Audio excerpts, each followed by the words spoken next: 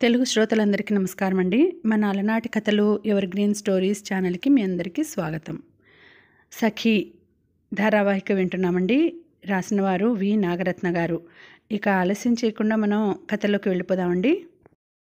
Video చూసిన వెంటనే like చేసి షేర్ చేసి తప్పకుండా సబ్స్క్రైబ్ చేసుకోండి. మన ఛానల్ని బెల్ ఐకాన్ యాక్టివేట్ చేసుకోండి. సునంద అక్కయ్య గత జన్మలో 1,00,000 పువ్వుల వ్రతం చేసి ఉంటుంది. ఆ పూలన్నీ బంగారు కుసుమాలు అయుంటాయి. పుణ్యం కొద్దీ పురుషుడు అన్నారుగా, అందుకే టన్నుల కొద్దీ పుణ్యం చేసుకుని వచ్చి ఉంటుంది. తరహాలో కామాలు ఫుల్ స్టాప్లు లేకుండా ఆ భార్యాభర్తలిద్దరినీ ఎత్తేస్తూ ఉంటుంది. సూర్యకి కాలిపోయి ఆయన సూపర్ మ్యాను, ఈవిడ అత్తగాడి కోసం పూజలు చేసొచ్చింది అంటాడు. పోనీ పూజలు కాకపోతే లంచాలిచ్చి ఫలానా వాడే కావాలని రిజర్వ్ చేసుకుని ఉంటుంది. ఓకేనా? గీత ముసిముసి నవ్వులు. ఆ లంచాలేవో నువ్వు కూడా ఇచ్చి ఇంకో సూపర్ మ్యాన్ని తాళ్లతో కట్టేసుకోలేకపోయావా?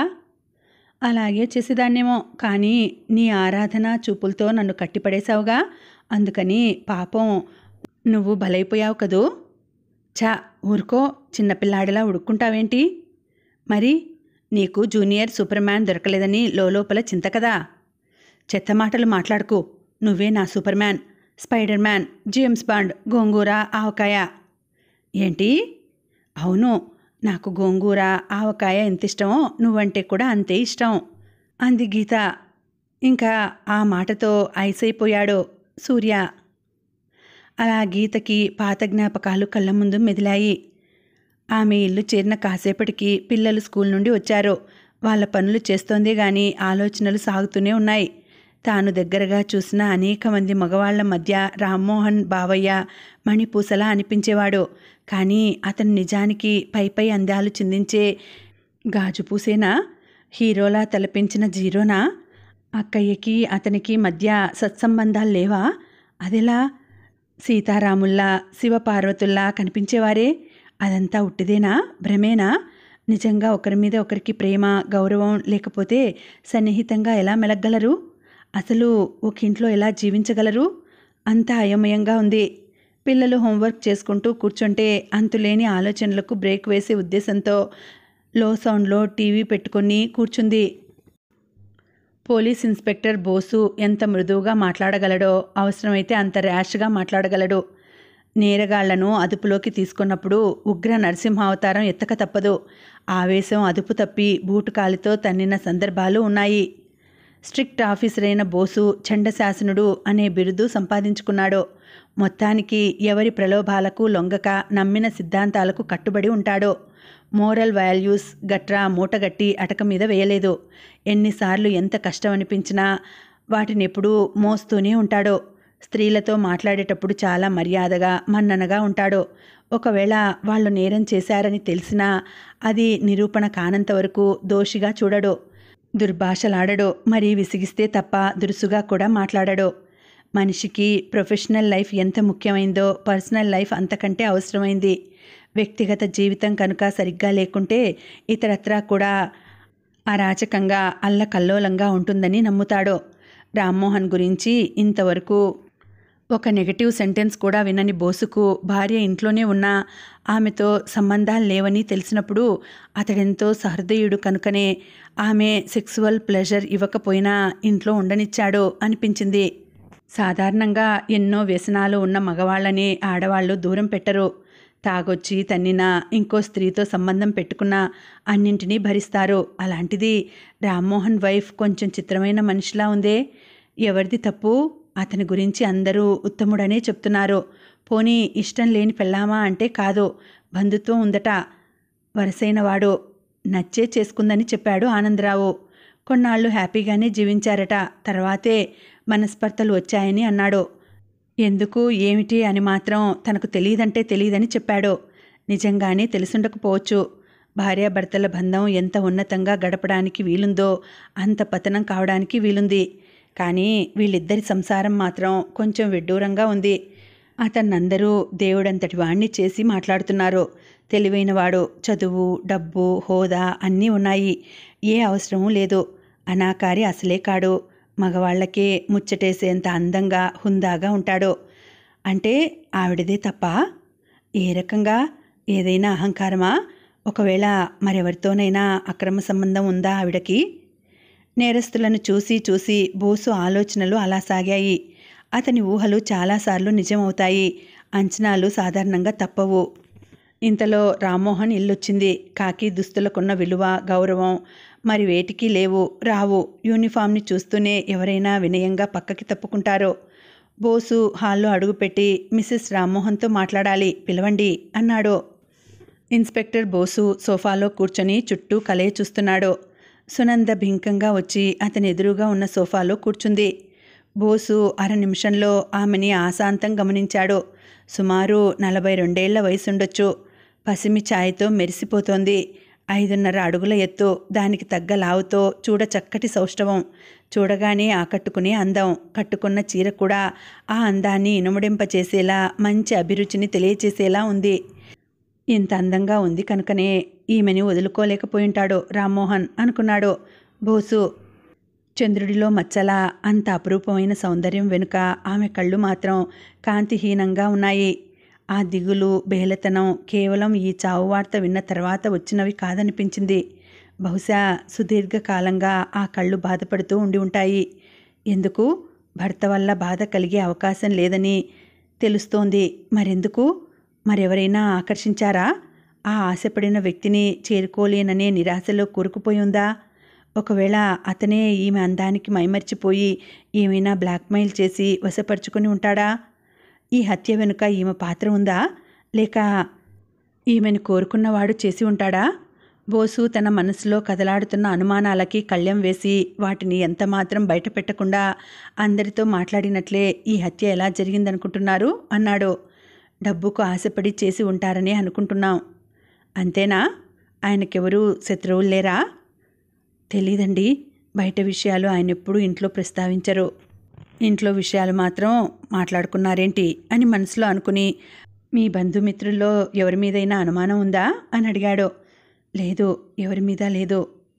మీతో ఆయన ఎలా ఉండేవారు? ఆ విషయం అవసరమా అన్నట్లు సూటిగా చూసింది సునంద. ఇది నా డ్యూటీ. ఎస్, మీరు కోఆపరేట్ చేయాలి. వేరే ఏమైనా అడగండి, పర్సనల్ విషయాలెందుకు? వాటి వల్ల ఒరిగేది ఏమీ ఉండదు. లేదు, అన్ని కోణాల్లోంచి దర్యాప్తు చేస్తేనే హంతకుల్ని పట్టుకోగలుగుతాం. అన్యాయమండి. నాతో ఆయన కోపంగా మాట్లాడేవారా, ప్రశాంతంగా మాట్లాడేవారా అనే దాన్ని బట్టి హంతకుల ఆచూకీ తెలుస్తుందా? కొన్ని విషయాలు ఎక్స్ప్లెయిన్ చేయలేం, కానీ ఒకటి మాత్రం చెప్పగలను. చనిపోయిన వ్యక్తికి ఎవరితోనూ ఎలాంటి రిలేషన్స్ ఉన్నాయి అనేదాన్ని బట్టి మాకు అవసరమైన సమాచారం దొరుకుతుంది. ఇక సునంద వాదించడానికి ఇష్టపడక, బాగానే ఉండేవారు అంది. బోసు ఒక క్షణం ఆగి, లేదు, అబద్ధాలు చెప్పొద్దు. మీరిద్దరూ ఒకింట్లో ఉంటున్నప్పటికీ ఉత్తర దక్షిణ ధృవాల్లా మెలుగుతున్నారని విన్నాను. సునందకి భూమిలోకి కుంగిపోతున్న భావన కలిగింది. ఈ విషయం మూడో వ్యక్తికి తెలియదనుకుంది. కానీ పోలీసుల వరకు వెళ్ళిందా? అంటే తాను ప్రదర్శించిన డాంబికం అంతా పొగమంచులా తేలిపోయిందా? భవనంలా కాపాడుకొస్తున్న పరువు పేకమేడలా ఒక్కసారిగా కూలిపోయిందా? తమ గుట్టంతా రట్టయిందా? అవునులే, నీవురు కప్పిన నిప్పు కాలకుండా ఉంటుందా? నిజం ఎప్పటికైనా అసలు బయటపడకుండా ఉంటుందా? క్షణంలో ముసిరిన ఆలోచనల నుండి తేరుకొని, ప్లీజ్ దయచేసి నన్ను ఇబ్బంది పెట్టొద్దు. ఆయనెటూ చనిపోయారో, ఇక మా ఇద్దరి సంబంధ బాంధవ్యాల గురించి తెలియాల్సిన అవసరం ఉందా? ఇంట్లో అందరూ మేం సఖ్యంగా ఉన్నామనుకున్నారు. మీరిప్పుడు గతం తవ్వి దానికి భంగం కలిగించొద్దు. ఈ సంగతులు అందరికీ తెలిసినందువల్ల పరువు పోవడమే తప్ప చేకూరే మేలు ఏమీ ఉండదు అంది చాలా మెల్లగా, బతిమాలుతున్నట్టుగా. సునంద కళ్ళల్లో నీరు నిండింది. ఆమె స్వరం బాధతో వణుకుతోంది. ఎంత పోలీస్ ఆఫీసరైనా బోసు మనసు కరిగింది. కరడుగట్టిన నేరస్తులతో అయితే కఠినంగా వ్యవహరించగలడు. కానీ పరిస్థితుల ప్రభావంతో నిస్సహాయ స్థితిలో నేరం చేసిన వారి మీద ఎంతైనా కారుణ్యం కలగడం సహజం. సునంద దుఃఖాన్ని చూస్తే కొంచెం మనసు ఆర్ద్రమైంది.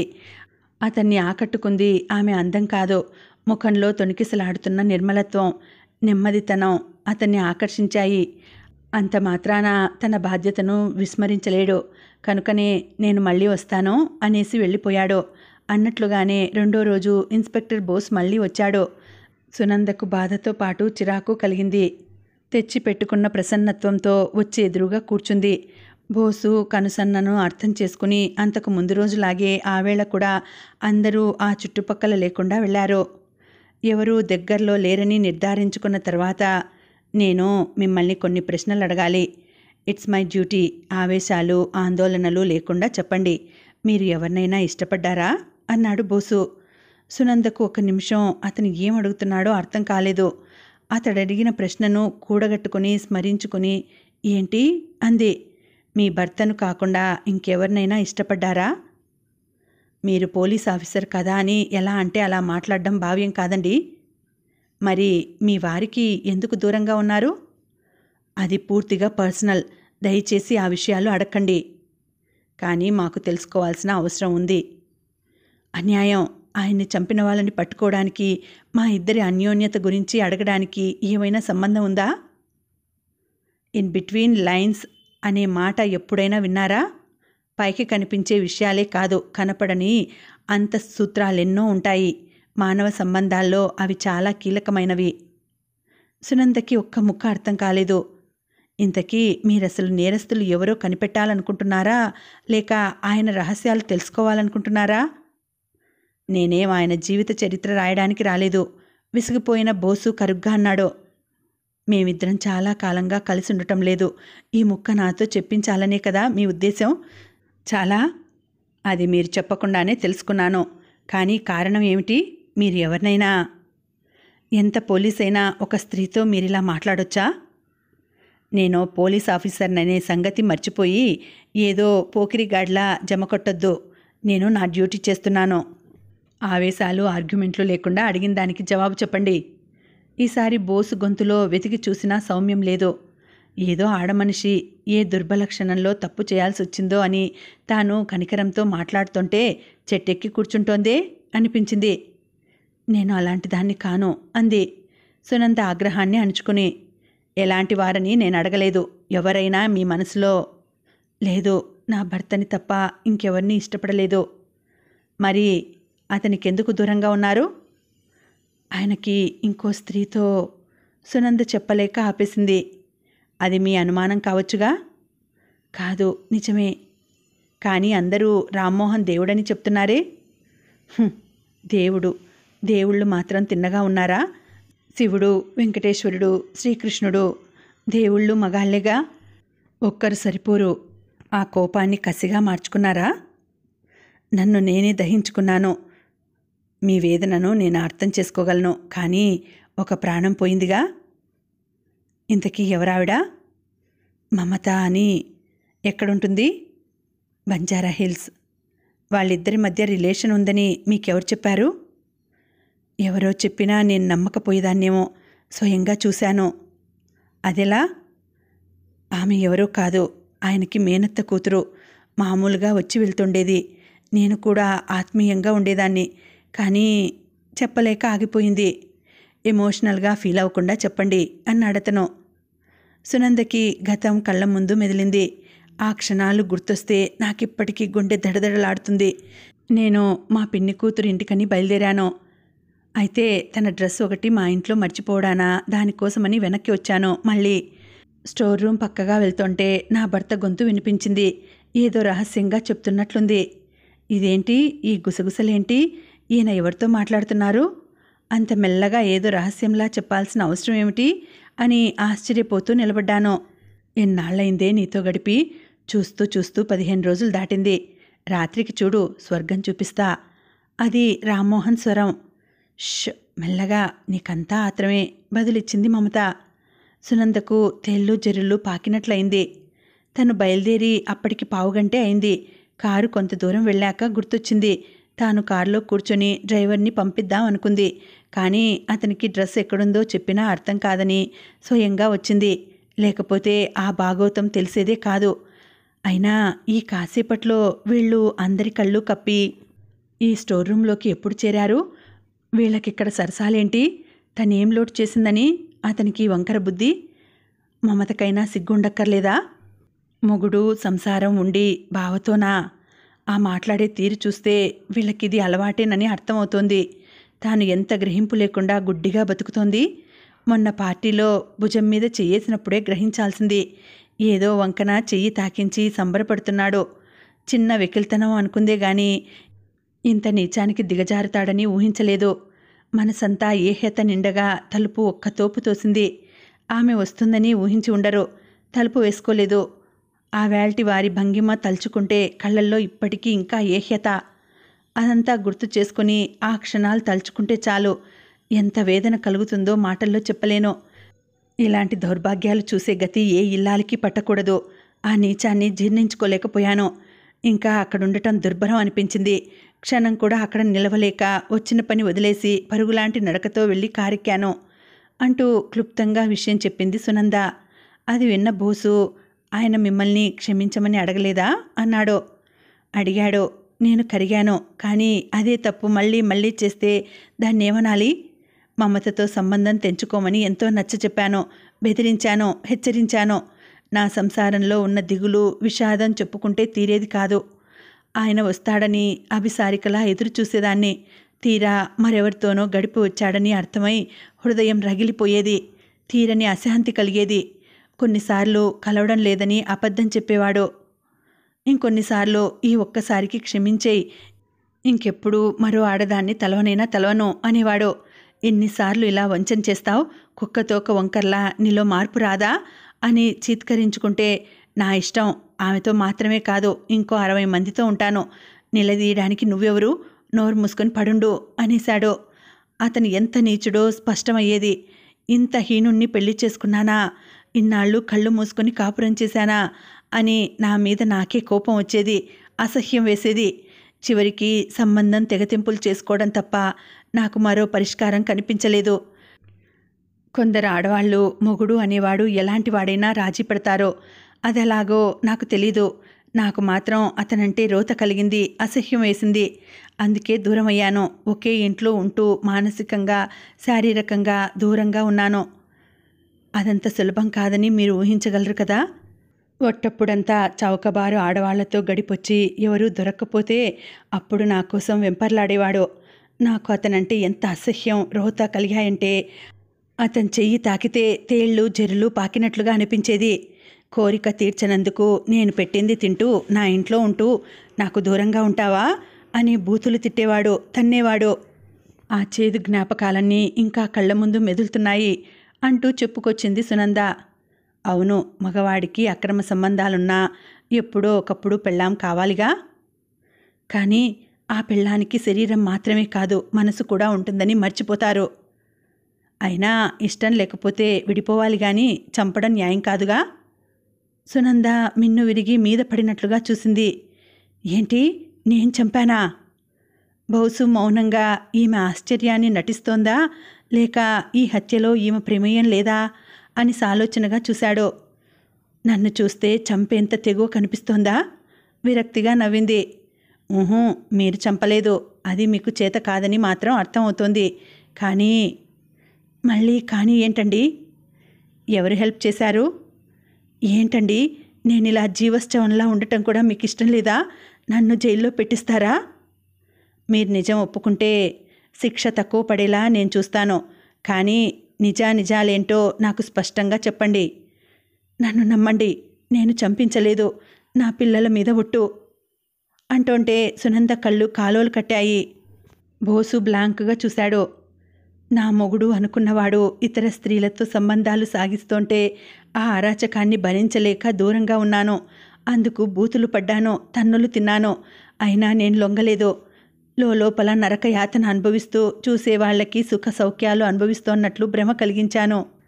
అక్కడి నుంచి పారిపోయే అవకాశం లేక అక్కడే ఉండి దుర్భరంగా బతికాను. ఆమె పూడుకుపోయిన గొంతుతో చెప్పింది. సంవత్సరాల తరబడి దిగమింగిన దుఃఖం ఇన్నాళ్ళకి బయటకొచ్చింది. కొన్ని విషయాలకి రుజువులు, సాక్ష్యాలు అక్కర్లేదు. సునందది దొంగ ఏడుపు కాదు, తెచ్చిపెట్టుకున్న నటన కాదు. పోలీసైనా బోసే కాదు, అతని తాతైనా నమ్మి తీరాల్సిందే. ఇప్పుడు అతని మనసులో ఎలాంటి సందేహమూ లేదు. రామ్మోహన్ భార్య సునంద హత్య చేసి ఉంటుందనే అనుమానం అక్కడితో రూపుమాసిపోయింది. Sorry, it's okay. మిమ్మల్ని ఇలా సస్పెక్ట్ చేసినందుకు మీరేం వరి అవ్వక్కర్లేదు. కేసు ఇన్వెస్టిగేషన్లో ఇదంతా కామన్ అని మీరు అర్థం చేసుకోవాలి. అన్ని కోణాల్లో ఆలోచించడం మా డ్యూటీ అన్నాడు. అసలు నా మీద అనుమానం వస్తుందని కల్లో కూడా అనుకోలేదు. ఏదో వివరాలు అడుగుతున్నారని అనుకున్నాను. ఇంకా నమ్మలేనట్లుగా అంది సునంద. రకరకాల కారణాలతో చంపించే భార్యలు ఉన్నారుగా. మీ ఇద్దరి రిలేషన్షిప్ సవ్యంగా లేకపోవడంతో సహజంగానే మీ మీద డౌట్ వచ్చింది. నన్ను నమ్మినందుకు థ్యాంక్స్. మీ అనుమానం ఇంకా బలపడి అందరి ముందు పరువు తీస్తే ఇంకేమైనా ఉందా?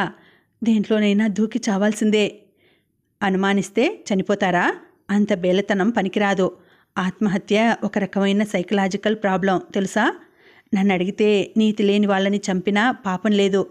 కాకపోతే మన చట్టాలు ఒప్పుకోవు. మీరింత ఓపెన్గా ఉన్నారు కనుక నేను నిజం చెప్పనా? ఆయన నిర్లజ్జగా సంబంధాలు నడుపుతున్నాడని గ్రహించినప్పుడల్లా గుండె రగిలిపోయేది. చంపాలన్నంత ఆవేశం వచ్చేది. కానీ అతను నాతో నిజాయితీగా లేకుండా నీతి మాలాడన్న కోపమే తప్ప, ఇదేం అన్యాయమన్న ఆక్రోశమే తప్ప ఇంకేం చేస్తాను? నేనే కాదు, చాలామంది ఆడవాళ్ళు బహుశా ఇలాగే నిస్సహాయంగా ఏడుస్తూ జీవితాలు గడిపేస్తారు. మాకు కుట్రలు చేతగావు. ఎంత కోపతాపాలున్నా మేము ఏమీ చేయలేం. సంవత్సరాల తరబడి నేను రగిలిపోయానే గాని ఆయనకి ఆ సెగ అయినా తాకలేదు. చెప్పడం తేలికే గాని భరించడం దుర్భరమే అన్నాడు బోసు. ఆడవాళ్ల పరిస్థితి ఇంతేనండి. ఆడవాళ్ళైతే మాత్రం అందరూ ఒకలా ఎందుకుంటారు? మీరు చెప్పిన మమత మీలాంటిది కాదుగా. సునంద బదులు చెప్పలేకపోయింది. సరే, మమత అడ్రస్ చెప్పండి. ఇప్పుడు ఆమెను అనుమానిస్తారా? ఏవండి, మీరు అసలు హంతకులెవరో సరిగ్గా ఆలోచించకుండా ఇలా కనిపించిన వాళ్ళందరినీ అనుమానిస్తారా? బోసుకి చాలా చిరాకేసినా కంట్రోల్ చేసుకుని, ఐ నో బెటర్. ఆ హత్య చేసింది కేవలం డబ్బు కోసం అయితే కాదుగా. ప్లాన్డ్గా చేసిన మర్డర్. ప్రొఫెషనల్ ఎనిమీస్ ఎవరూ లేరని చెప్తున్నారు కనుక అతనితో సంబంధ బాంధవ్యాలు ఉన్నవారిని అనుమానించాల్సి వస్తుంది. మీ కోపం రాకపోతే ఒక్క సంగతి. సరే, నేనంటే ఆయనకి దూరంగా ఉన్నాను కనుక కోపం పెంచుకొని చూపించాను అని మీరు అనుమానించినా అర్థం ఉంది. కానీ ఆయనతో రిలేషన్ సాగించే మమత ఎందుకు చంపిస్తుంది? ఆయన బతికుంటేనే ఆమెకు డబ్బులు రాల్తాయి. అవన్నీ ప్రొఫెషనల్ సీక్రెట్స్. హత్యలకి ఆత్మహత్యలకి చాలా కారణాలుంటాయి. వాటిని డిఫైన్ చేయడం కుదరదు. డిస్కస్ చేయడం అసలే భావ్యం కాదు. ఏదేమైనా మీకు అసౌకర్యం కలిగించినందుకు సారీ. అవసరమైన విషయాలు దాపరికాలు లేకుండా చెప్పి కోఆపరేట్ చేశారు. ఓకే, మళ్ళీ ఏదైనా సమాచారం కావాల్సి వస్తే ఫోన్ చేయడమో రావడమో చేస్తాను అన్నాడు. సునంద అలాగేనన్నట్లు తల పంకించింది. ఇన్స్పెక్టర్ బోసు వెళ్లేసరికి మమత ఆఫీస్ రూంలో కూర్చొని ఫోన్లో మాట్లాడుతోంది. ఏ కస్టమరో అనుకుని తలెత్తి చూసింది. తీరా పోలీస్ యూనిఫామ్ కనిపించగానే ఆశ్చర్యంతో కళ్ళు ఆల్చిప్పలయ్యాయి. తనకు తెలియకుండానే భయం మొదలైంది. బోసు అరక్షణంలో మమతను ఆశాంతం గమనించాడు. 5.5 అడుగుల ఎత్తు ఉంది. మరీ భారీ కాయం కాకపోయినా కాస్త లావుగానే ఉంది. ముదురు నీలం మీద నల్లటి పూలున్న చీర కట్టుకుంది. పోలీసు కావడాన ఎలాంటి భావోద్రేకాలను పైకి ప్రదర్శించలేదు గాని పొరుగుంటి పుల్లకూర రుచి అంటారు. ఇందుకే కాబోలు సునందకి ఈమెకి ఎక్కడైనా పోలికుందా? ఆమె ఎంత డీసెంట్గా డిగ్నిఫైడ్గా ఉంది. ఈమెలో ఆ హుందాతనం లేదే. ఎర్ర గులాబీ పక్కన తేలిపోయే కనకాంబరంలా ఉంది. ఖరీదైన చీరలో స్టైలిష్గా మాత్రం ఉంది అనుకున్నాడు బోసు. నేను తర్వాత మాట్లాడతాను అంటూ ఫోన్ పెట్టేసింది మమత. ఆమె ఎంత దాచుకుందామన్నా తత్తరపాటు దాగలేదు. ఇప్పుడు ఈ పోలీస్ ఎందుకు వచ్చినట్లు అనుకుని, ఏంటండి, ఎవరు కావాలి అంది. నేరం రుజువైనంత వరకు చాలా జాగ్రత్తగా మాట్లాడాలి కనుక బోసు ఏమీ పొక్కలేదు. ఎంత మాత్రం మర్యాద అతిక్రమించలేదు. మిస్టర్ రామ్మోహన్ హత్య కేసులో మీతో మాట్లాడాలి అన్నాడు బోసు. అదేంటి, ఆయన హత్యకి మాకు ఏం సంబంధం? వాళ్ళింట్లో అడగాలి కానీ. మీరు బంధువులేగా అంటూ సూటిగా చూశాడు. అయితే మటుకు ఆయన గురించి నాకేం తెలుస్తుంది? తెలుసు కాబట్టే వచ్చాను. లేడీస్ని ఇలా ఇబ్బంది పెట్టడం భావ్యం కాదు. లేడీస్ అన్నాడు బోసు. మా ఆయన కూడా లేరు. షాపులో ఆడవాళ్ళమే ఉన్నాం. సరే, మీ భర్తను తీసుకొని స్టేషన్కి రండి. రాకపోతే మాత్రం కఠిన చర్యలు తీసుకోవాల్సి ఉంటుంది అని వెనుతిరిగాడు. మమత గుండె జారినంత పనైంది. వెళ్ళకండి, లోపలికి రండి. అసలు మీకేం వివరాలు కావాలి అంది కంగారుగా. మీ ఆయనగారు లేకుండా నేనిప్పుడు మాట్లాడడం ఎందుకు గాని మీరే రండి స్టేషన్కి. అయ్యో, ఈ మాత్రానికే కోపం వచ్చిందా? రండి కూర్చోండి అంది. బోసు ఓ కుర్చీలో కూర్చున్నాడు. కాఫీ కలిపి తెస్తాను సార్. వద్దొద్దు, అలాంటివేం వద్దు. అయ్యో, ఎంతసేపు? ఇన్స్టెంటేగా, నిమిషంలో కలిపి తెస్తాను అని బోసు వారిస్తున్నా వినకుండా కిచెన్లోకి వెళ్ళి కాఫీ తెచ్చింది. బోసు మర్యాద కోసం తీసుకోక తప్పలేదు. చెప్పండి, రామ్మోహన్కి మీకు ఎప్పటినుంచి అన్నాడు. బోసు అనవసరంగా ప్రొలాంగ్ చేయడం, సాగదీయడం ఇష్టం లేక తిన్నగా విషయంలోకి వచ్చేస్తూ, ఆయన ఇప్పుడు నాకు కొత్తగా తెలియడం ఏంటి సార్? మా బంధువులే. ఆ సంగతి నాకు తెలుసు. మీ ఇద్దరి మధ్య అనుబంధం ఎప్పటినుంచో. అసహనాన్ని అణుచుకొని ప్రశాంతంగానే అన్నాడు. మమత సందిగ్ధంలో పడింది. ఇతనికి అన్నీ తెలుసా, లేక కొన్ని తెలుసా? ఏది ఎంతవరకు తెలుసు? అసలేమీ తెలియకునూ పోవచ్చు. కేవలం అనుమానాన్ని నివృత్తి చేసుకోవడానికి వచ్చి ఉండొచ్చు. తాను లేనిపోని భయాలతో రహస్యాలన్నీ బయట పెట్టాల్సిన అవసరం ఉందా? అలా చెప్పి ప్రమాదాన్ని కొని తెచ్చుకున్నట్లవుతుందా? ఈ పోలీస్ ఆయనతో చాలా జాగ్రత్తగా మాట్లాడాలి అనుకుంది. మాట్లాడకుండా ఆలోచిస్తుంటే ఎలా? నేను అడిగిన దానికి జవాబు చెప్పండి. రామ్మోహన్ గారు నాకు మేనబావ, అంటే పెదమామయ్య రెండో కొడుకు. పెళ్ళైన వ్యక్తితో ఎందుకు క్లోజ్గా ఉంటున్నట్లు? ఇది మరీ బాగుందండి. పెళ్ళైనంతలో బంధుత్వాలు వదులుకుంటామా? చూడండి, మీరు తెలివిగా మాట్లాడుతున్నానని అనుకోవద్దు. వరసలు కలిస్తే శారీరక సంబంధాలు పెట్టేసుకుంటారా? సార్, మీరు మరీ హీనంగా మాట్లాడుతున్నారు. ఇది భావ్యం కాదు. ఒక ఆడ మనిషిననే సంగతి మర్చిపోయి అలా మాట్లాడొచ్చా? గౌరవాలు ప్రవర్తనను బట్టి వస్తాయి. నేను ఎవరి సొమ్ము దోచుకు తినలేదు. సొమ్ముల ప్రస్తావన తర్వాత, ముందు మీ రిలేషన్ గురించి చెప్పండి. ఎంత పోలీసైనా మీరిలా మాట్లాడడం భావ్యం కాదు. నా ప్లేస్లో ఇంకొకరుంటే ఇంత ప్రశాంతంగా మాట్లాడరు. మీరు ఎక్కువ సాగదీయకుండా అసలు విషయం చెప్తే సంతోషం. వరసకి బావ అవుతాడు కనుక రామ్మోహన్తో కొంచెం చనువుగా ఉండేదాన్ని. ఇంతకు మించి మా మధ్య ఇంకేం లేదు. మీరెలాంటి అనుమానాలు పెట్టుకోకండి. చూడమ్మా, నేను కాలక్షేపానికి మీ ఇంటికి రాలేదు. కీలకమైన సమాచారం ఉండబట్టే వచ్చాను. అనవసరంగా సమయం వృధా చేస్తే మీకే నష్టం. ఎంత ఎక్కువసేపు పోలీస్ వెహికల్ మీ ఇంటి ముందు ఉంటే మీ చుట్టుపక్కల వారికి అంత ఎక్కువ కుతూహలం కలుగుతుంది. అదలా ఉంచితే మీరు నిజాలేంటో చెప్పకపోతే స్త్రీ అని కూడా చూడకుండా స్టేషన్కి తీసుకెళ్లాల్సి వస్తుంది. అప్పుడు పరువు పోతుంది. పోలీస్ స్టేషన్లో ట్రీట్మెంట్ ఎలా ఉంటుందో ప్రత్యక్షంగా తెలియకపోయినా వినే ఉంటారు. ఎప్పుడైనా చెప్పక తప్పదు. మీరు చెప్పేదేదో శారీరక మానసిక హింస లేకుండా చెప్తే మీకే మంచిది. ముందుగానే ఉన్నదున్నట్లు చెప్తే శిక్ష తగ్గే అవకాశం ఉంటుంది. ఇది చాలా అన్యాయం అండి. మీరు నన్ను భయపెడుతున్నారు. నేనేం బెదిరించడం లేదు. ఉన్న నిజమేంటో చెప్పమని బాధ్యత గల పోలీసుగా అడుగుతున్నాను. ఒక హత్య జరిగితే అతని బంధువులందరినీ ఇలాగే విసిగిస్తారా? అందరి జోలికి ఎందుకు వెళ్తాం? దగ్గరితనం ఎక్కువ ఉంది కనుక వచ్చాను. ఏ ఆధారంతో నా దగ్గరికి వచ్చారు? అసలు నన్ను అడిగే అధికారం మీకెలా వచ్చిందండి? ఈ కేసు నాకు అప్పగించారు. హత్య ఎవరు చేశారో కనిపెట్టడంలో భాగంగా అవసరమైన వారందరినీ ఇంటరాగేట్ చేసే రైట్ నాకుంది. మమత అప్పటిదాకా ప్రదర్శించిన డాంబికమంతా చెల్లాచెదురైంది. చివరిగా ఇంకొక అస్త్రం ప్రయోగిస్తూ, మగవాళ్ళెవరూ లేని సమయంలో వచ్చి ఇలా బెదిరిస్తారా అంది. సరే, మీ ఆయన ఎన్నింటికి వస్తారు? ఆయన ఉన్న సమయంలోనే వచ్చి రామ్మోహన్తో ఉన్న సంబంధం గురించి చెప్పమని అడుగుతాను అంటున్న బోసు స్వరం సౌమ్యంగా ఉన్నప్పటికీ స్థిరంగా అల్టిమేటం ఇస్తున్నట్టుగా ఉంది. ఇక మమత దగ్గర మరీ అస్త్రాలు మిగల్లేదు. నరాల్లోంచి వణుకు పుట్టుకొచ్చింది. ఇతను చాలా తెలివైన వాడిలా ఉన్నాడు. ఇలాంటి వాళ్ళని ఏమార్చడం ఎవరి వల్ల కాదు. ఉన్నదున్నట్లు చెప్పేయడమే మంచిదేమో. అంతా చెప్పేసి రహస్యాన్ని కడుపులోనే దాచుకోవయ్యా. నీకెప్పటికీ రుణపడి ఉంటాను అని బతిమాలుకోవడం మేలు అనుకుంది. బోసు అసహనంగా కదిలి, టైం వేస్ట్ చేయకుండా త్వరగా చెప్పండి అన్నాడు. నాకు గుండె దడగా ఉంది. మా సంగతి మీ వరకు వస్తుందని ఊహించలేదు. ఇప్పుడు నాకు చాలా భయంగా ఉంది. రేపు రాకూడదా ప్లీజ్? అంటే ఇక్కడి నుంచి పారిపోదామనా అన్నాడు బోసు. ఇంత పెద్ద షాపు వదిలేసుకుని వెళ్తానా? పైగా మా ఆయనది గవర్నమెంట్ ఉద్యోగం. పారిపోవాలన్నా పారిపోలేం. దాందే ఉందిలే, ఆయన్ని వదిలేసిపోవచ్చు. అయితే ఒక్క మాట, మా నుంచి ఎవరూ ఎక్కడికి పారిపోలేరు, గుర్తుంచుకోండి.